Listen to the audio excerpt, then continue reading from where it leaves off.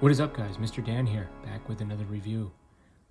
Previously, I had mentioned that I wanted to pick up some Wild Eye titles, which I did. I picked up a few, and then picked up a few extra things from the Walmart website. That's where I ended up. Since then, I've actually placed an order with Hamilton Books, so I have 4 more Wild Eye titles coming in. Let me show you guys. There you go, the Wild Eye logo. And I actually put out a Instagram post and a video asking for suggestions, so I appreciate all the suggestions that I've gotten. I've already goofed and ordered a real stinker, but it was it was only $2.95. But at any rate, I'm interested in reviewing some more Wild Eye titles. But when I was on the Walmart website trying to decide what to review, like I said, I couldn't pass this up. This was really cheap. I just thought it would be nice to have those. And then I saw something else randomly that caught my eye, and the subject is similar to Main Street Meats. Cleaver versus Cleaver there, but I didn't even really think about that at the time. I just said, you know what, let's do a blind buy, blind watch, blind review. I didn't even read the back. I just picked it based on the title, popped it in and watched it, and oh brother, Cruel Restaurant Switchblade Pictures presents unrated limited edition. Good grief. In case you were wondering, from the writers and producers of Attack Girls Swim Team versus the Undead. Now, if you put that title in IMDb, you come up with something else, and I forget what. But apparently this director and this actress and some of the people involved have made a series of these types of low-budget horror comedy films that are infused with violence and sex. Emphasis on the latter. This one stars someone Mihiro, superstar model. Okay. Warning, contains graphic nudity and violence. I read that backwards. Tastes like pork. Yeah, words.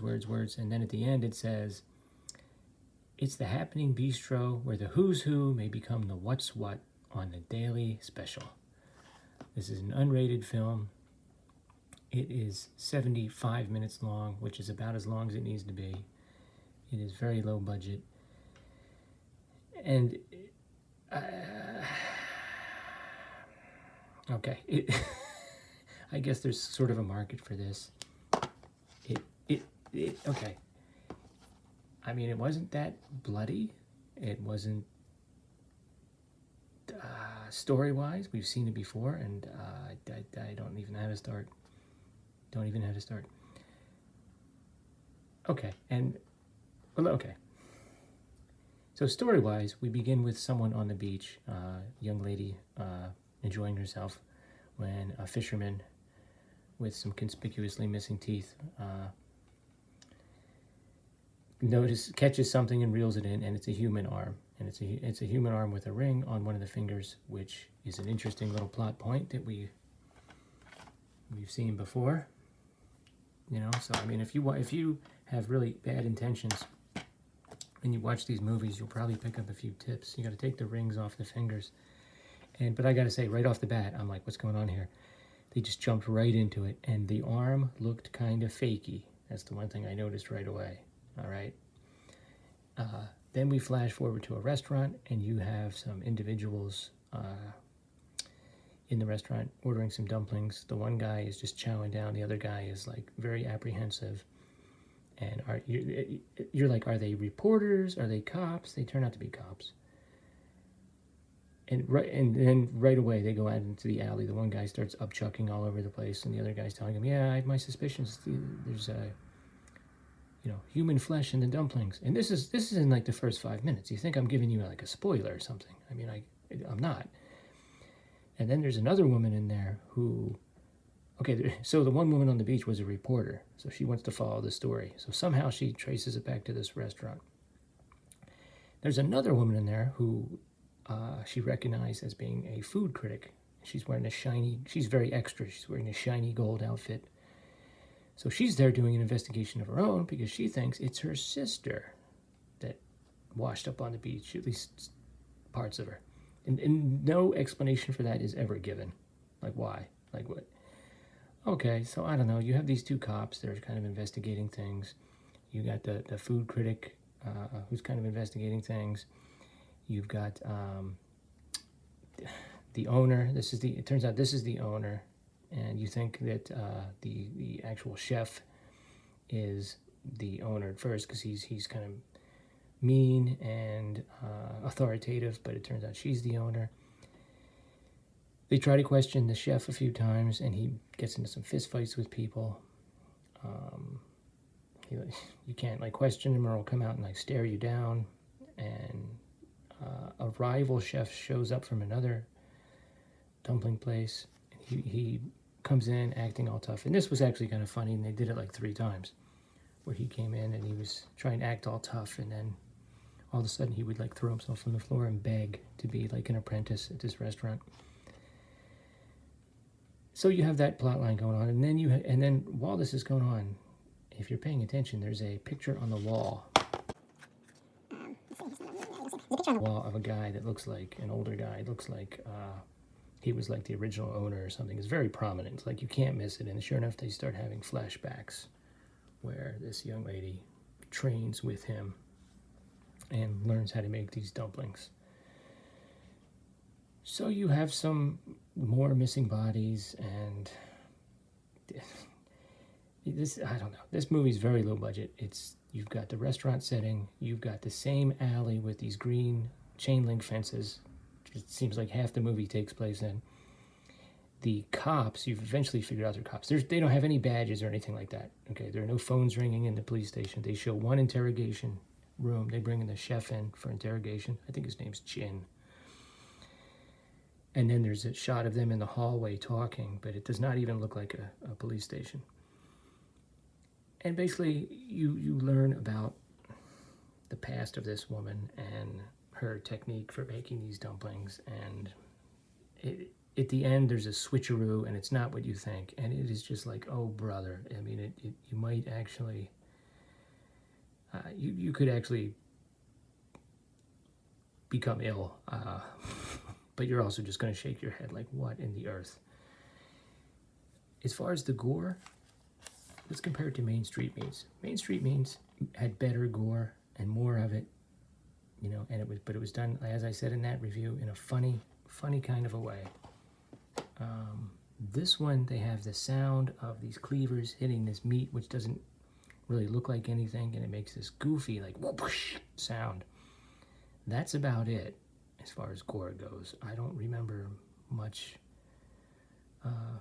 many other gore effects at all. It's the sexual content of this, which a lot of people are going to have a problem with. At one point, the main actress is assaulted, and that goes on for a while. I mean, it's not, I can't think of the movie. I Spit on Your Grave. That's what I was trying to think of. It's not as graphic or perhaps as upsetting as that. Another thing I wanted to mention as far as the gore. Actually, there's more than I remembered, but it's not very memorable because it's not very good. There are some severed heads, that are just as fakey as that arm. It's actually worse because it's a whole head and it looks bad. The other thing I forgot to mention, they do a thing when the police are following suspects where they play like the Mission Impossible theme or a variation of it, and they just overdo it, and it's not funny. It's not good. It's kind of almost disturbing. And that almost becomes like the main feature of the film as we get towards the end. Like I said, there's a twist. And you're just going to be like, what in the what? Now, when they say superstar model, okay, this individual, Mahiro, apparently comes from an offshoot of the film industry in Japan, if you know what I'm saying. So apparently that's the modus operandi of this filmmaking team, and this young lady is to make these goofy graphic films that feature a lot of sex and want to attract fans from that other industry, I suppose. I don't know. It was just like it's a pretty good WTF movie. I mean, I cannot actually say watch it. With Main Street Meats, I can say if you like this kind of a thing and you watch the trailer, you'll know, as I said, you'll know whether it's for you or not, okay? This one, I'm not going to say, watch it. I'm not going to tell anybody to watch this. I don't want anyone to get upset at me. It is just, it's, you know, you can do your own research and decide whether to watch it or not, but this seems to be like a really kind of a weird niche in low-budget Japanese cinema. It almost reminds me of...